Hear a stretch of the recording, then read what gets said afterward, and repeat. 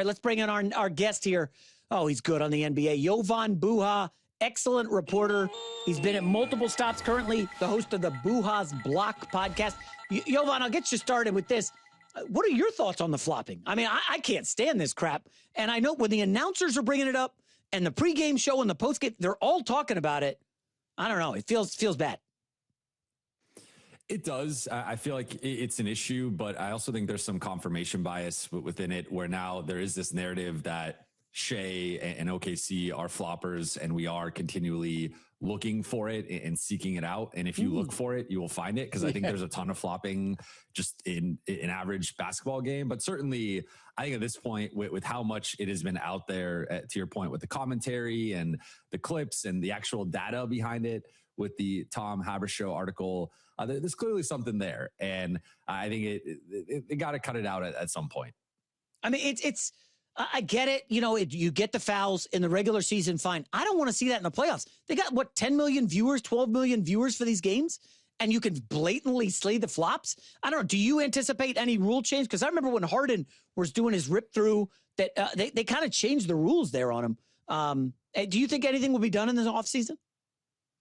Potentially. I think it is rising to that point where you have to consider, do you go back to technical fouls retroactively or maybe some sort of fine? I think it's hard to assess it in the moment, right? Like, I mean, you can, I don't think we want to add more reviews to the games already. There are too many reviews and the review process takes too long. But if maybe retroactively you could submit, the teams will file things to the league about complaints or like, look at this or look at that, send some footage. Maybe you could have retroactive fining or technical fouls for flops. I think that would cut that out, right? Like if imagine Shea getting suspended because he had 16 flopping technicals. I think that would de-incentivize him to do that, right? So I think maybe you could do something like that, but nothing with more reviews. Yeah, I totally agree. All right, let's quickly go to the game, the actual basketball last night. Obviously, Wemby's utterly dominant when he's on the court, but you wonder about OKC, no AJ Mitchell calf, J-Dub with the hammy. I'm going to go ahead and guess both of them are done for the series. You don't want to mess around with the calf strain. We know J-Dub's had 4 hamstring issues this year. Do you think the series has shifted back to the Spurs? I think so. I think we saw last night that without those two guys, OKC is just so shorthanded in terms of the shot creation and playmaking offensively. Like AJ Mitchell has not had a good series up to this point, but just the baseline level of ball handling and shot creation that he brings, especially in comparison to guys like a Lou Dort or a Kason Wallace or an Alex Caruso, Jared McCain. Like there is a tier drop off going from obviously Shea to J-Dub and AJ Mitchell, but then there's another drop off to the rest of the Thunder supporting cast. So if those guys are out for the rest of the series, or maybe one of them can return at some point, I think the Thunder are in some trouble here offensively. Like they could just not score last night. 82 points, fewest points they've scored this season. You had 6 threes, which was tied for their fewest threes made this season, and 18.1% on threes, which was their lowest 3-point percentage of the season. So all around, it was just a disastrous offensive performance for OKC. I don't think they're going to shoot that poorly the rest of the series, but you just look at with San Antonio making the adjustment to play Shea straight up and be like, hey, we got Stephon Castle, one of the best ISO perimeter defenders in the league. And then lurking behind the action is Victor Wembanyama. Like, we're going to take our chances here. And I think we saw the Lakers shift to that in that game 4, which ended up being their most competitive game of that series. And this has to be the blueprint for me for San Antonio moving forward. Like they can't go back to the doubling, being too aggressive. That allowed guys like Jared McCain, Alex Caruso, Kason Wallace to get into a rhythm, to get open threes. And you saw how that shifted things in those first, especially games 2 and games 3. So, I mean, I think if OKC doesn't get at least one of J-Dub or AJ Mitchell, not just back, but like back to close to their level, I think they're in trouble here offensively. I am curious about Chet Holmgren. I'm sure you've seen the clip of SGA being asked, and he just looked lost. Like, I don't know what the answer is. Chet was dominant against the Lakers. It's one thing to crush Jackson Hayes and DeAndre Ayton. It's another to go up against Wembanyama. And Chet's averaging 11 points a game in the series. He's shooting 46%. I mean, this is a guy who's third-team All-NBA. How do you think they unlock him in Game 5? Yeah, I know, Shea's getting a lot of flack and deservedly so right now to a degree, shooting under 40%, under 30% on threes. But Chet is the one where this is a guy who just made All-NBA third team, is arguably the second best defender in the NBA. It was just second in Defensive Player of the Year voting. And he's averaging not just 11 points and 6 rebounds, but he's averaging under a block a game, and you're not really feeling him defensively. And I think San Antonio has done a good job of manipulating where he's at defensively based on his matchup and just sort of the spots where they're attacking from on that side of the floor. And like, he's getting dominated. I mean, in comparison, Wemby's averaging 30 points and 13 rebounds. So Wemby's more than doubling up his production in those two, and 3 blocks. So it's, just across the board, Wemby's more than doubling up Chet. And this is supposed to be like a rivalry here, right? Like, these guys have had beef going back to high school days, and Wemby's just dominating him in their first playoff matchup. So I think in terms Shea, it went viral that Shea had the long pause thinking through it, but he did ultimately give an answer. And I do agree that finding Chet more in the dunker spot, finding Chet more on kick out passes. I think they got to get the driving kick game going. I think the cat and mouse game here for me is going to be what San Antonio tried to do and did successfully in game 4 is like they stayed out of rotation. And a big thing is like when you get a defense in rotation, you get them in the blender. That's when you get the driving kicks, the swings, and you get open threes. But they did a really good job of staying home and not allowing those opportunities. And I think that kind of cut out some of Chet's offensive opportunities. So I think for OKC, it's got to be getting downhill, getting San Antonio in rotation, and then finding Chet on some of those kickouts or pin downs. Like they got to use him more, I think, rather than having him as a decoy or like a weak side guy. So I think that's going to be a big adjustment for them in game 5. All right, let's pivot to the Cavs-Knicks series. Feels over, probably ending tonight. I mean, Jovan, you've seen a lot of those Mike Brown Warriors teams with Steve Kerr as the head coach. It feels like the Knicks are morphing into that. I compare Josh Hart to Iguodala. I think Cat as like a Draymond point forward. His assists last year, 1.3 under Thibodeau in the playoffs. This year, 6.1. Totally different team. I mean, they're the hottest team in the league. I mean, there's only 4 teams left, but 10 straight wins. Margin of victory is historic. I mean, this team can win the title, no? I think they can. I still would favor whoever comes out of the West by a decent margin. I mean, I want to give the Knicks credit here, right? 10 wins in a row. They have, like, from that middle point of the Atlanta series, they have arguably been the best team in basketball. And they've looked amazing for this series. All 5 of their starters are averaging 15 plus points. Like they have a special starting group that can go toe to toe with OKC starters or with San Antonio starters. I think like this is the actualized version of this Knicks team that we have been waiting to see for the last couple of years. I say all that to say, I think there's a big step up in competition going from the Atlantas and the Phillies with a compromised Embiid and the Clevelands to an OKC or San Antonio. And I think you just look at a guy like AJ Mitchell, where against the Lakers, AJ Mitchell looked like Jalen Brunson, a bigger version of Jalen Brunson, and he was cooking the Lakers, dropping 20 plus multiple times. AJ Mitchell goes up against that San Antonio backcourt, and all of a sudden he's averaging 5 points a game and shooting under 40%, right? So I think going from going against Max Strus and Dean Wade and Sam Merrill and Dennis Schroeder to whichever backcourt you go up against, whether it's Castle and all those guys, or it's Wallace, Caruso, et cetera, like it's going to be a big adjustment for Jalen Brunson, Mikal Bridges, OG Anunoby, et cetera. So I just think the step up in terms of perimeter defense is going to be stark against either one of these teams. That's to say nothing of like the front court battle as well, where I think you have guys in Chet and Wemby who can give Cat some problems, who could give the Knicks interior attack some problems with their rim protection. So I would still favor OKC or San Antonio in a potential finals matchup with the Knicks, but certainly, like, I think they're in a good position to steal game 1. And then if you steal game 1, obviously you have a chance to win the series. Just briefly on the Cavs. So they're a second apron team, huge payments coming out.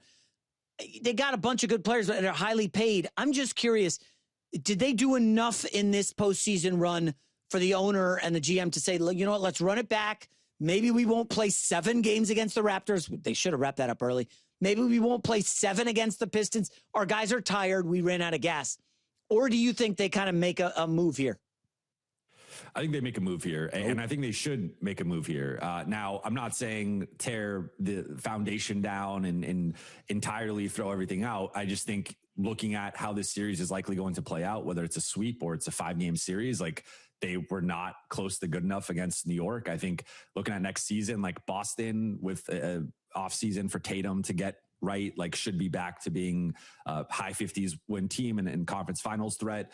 Indiana could be back next season with Tyrese Halliburton and Zubac's being in the system for a full off season. And like, I just think that the competition with the East, like Detroit can make some moves this summer and potentially be a better team going into next season. So the East, I think like it was there for the taking this year to some degree, but next year, I think it's going to be even better across the board. This Knicks team could be even better. So if I'm Cleveland, like I'm happy that I made the conference finals. I finally broke through that ceiling that had been over this group the last few years. But if you lose in 4 or 5, it's just, you're still not that close, right? Like, I think sometimes teams can sell themselves on, well, let's just run it back. Let's see if, next year we can finally, figure things out. Like, we've seen it with this group, right? And they went to 7, and I think the Detroit 7 was understandable, right? Like the Detroit was favored to win that series. Well, they could have beat them in 6. I mean, they should have won that game. Beat them in 6. Yeah. But the Toronto one, like going back-to-back 7-game series, then blowing game 1. I mean, game 1 was, that was the series, right? Like they should be down 2-1 right now, and this should be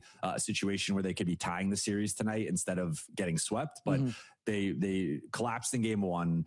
They lose that game, and then that has essentially been the series here. But I think they have to do something. I would keep Donovan Mitchell. Anything else to me should be on the table in terms of swapping things around. Oh, yeah. I'm sure there's a huge, robust market for James Harden out there. All right, let's go to the fun stuff. Obviously, the Lakers have been kind of quiet. They did just hire a new guy in the front office. I don't know how much up to speed or if you want to talk about him. But let's dig into LeBron and Austin Reeves briefly.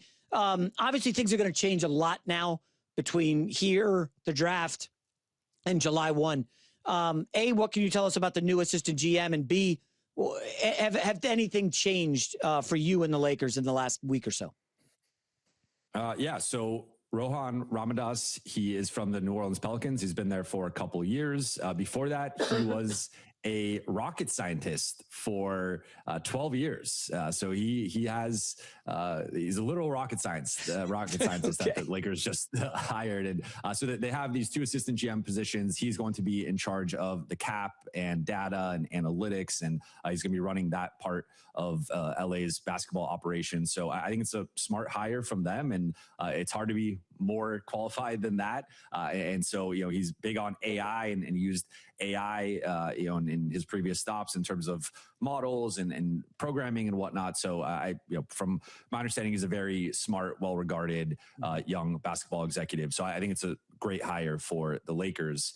In terms of things that have changed, I think really the only thing that has changed was LeBron's comments on the Mind the Game podcast, where he said he might take until August to decide on his basketball future, which if you're the Lakers, you do not want to hear that. They can't afford to wait to August for LeBron to make a decision. So I don't think he's going to take that long. I think he will make some sort of decision by the end of June or early July. But if you're the Lakers at that point, like, you would have to renounce his rights. And that doesn't mean he's gone. It doesn't mean you can't re-sign him, but you would have to proceed with your offseason.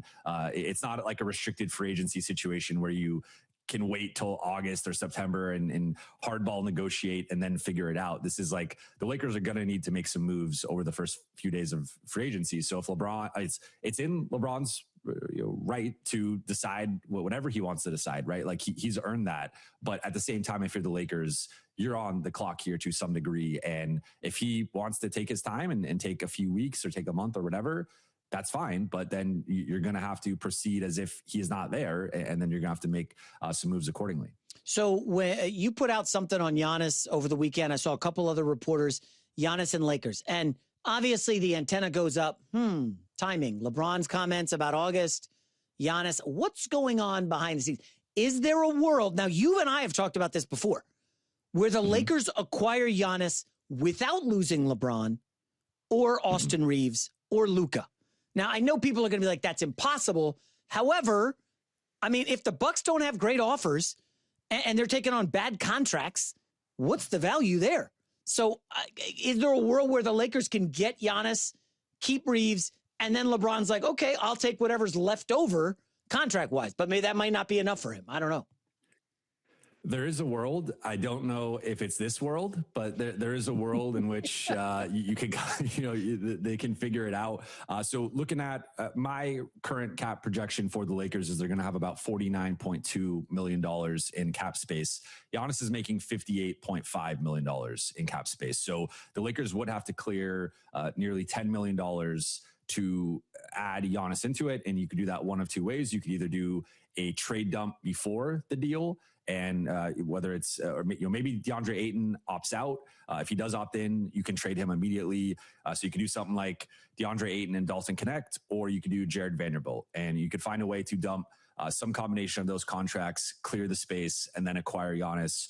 Or you could do a 3-team trade, or you could send them to Milwaukee. I don't think Milwaukee's going to want to take on those guys, but maybe do some form of a 3-team trade where they go somewhere else, and you have to help facilitate that with some form of draft compensation. But to your point, I think there's two scenarios here in which this heads from a slim probability to an actual possibility here. I would have to either be Giannis forces his way to LA to some degree with either like specifically saying, I want to go be a Laker, yes, I want to be in LA, or there's, he get, stars throughout recent NBA history always have their little list of, 3 to 4 teams that they want to play for.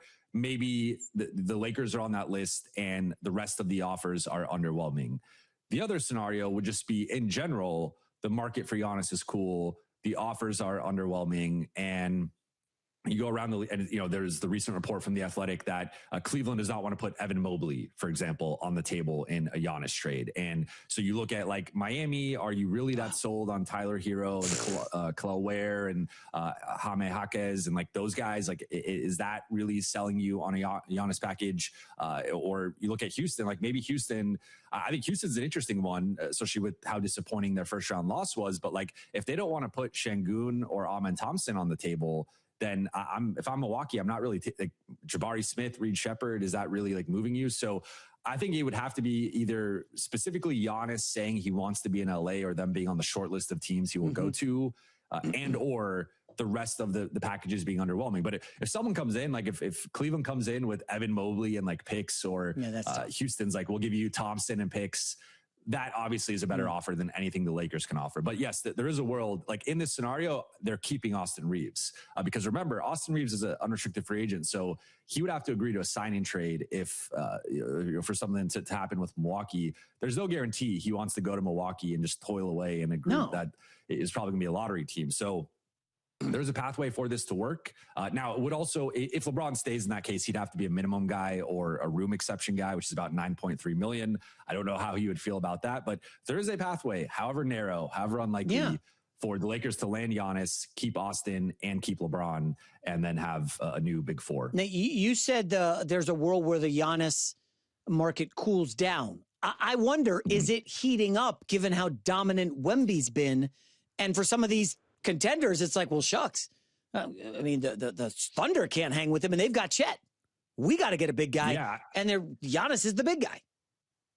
I fully agree with that. Like that's been something, because on my show I do a lot of Q&A with the fan base, and Laker fans, a lot of Laker fans are out on a potential Giannis trade. They're they're burned still by the Russell Westbrook trade, and I think there's several differences with that. Like Giannis is still a top 5 guy in the league. Russ was no longer like the same player that he was in OKC at that point, and I don't want to overcomplicate the potential fit between Luka and Giannis. I think having 2 top 5 guys together would be pretty special. But to me, the big thing is like you're looking at OKC.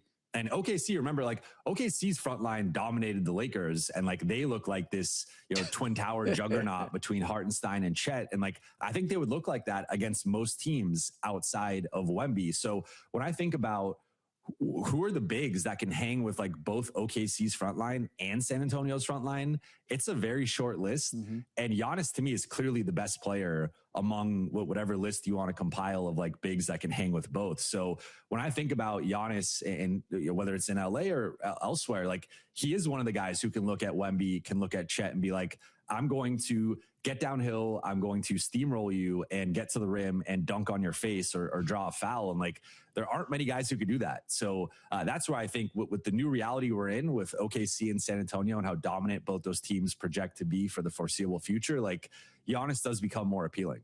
Yeah. All right. Jovan Buha, one of the great NBA voices out there. Check out his stuff, YouTube, podcast. Thanks a lot, buddy. Good to see you, Jason. All right. Jovan Buha.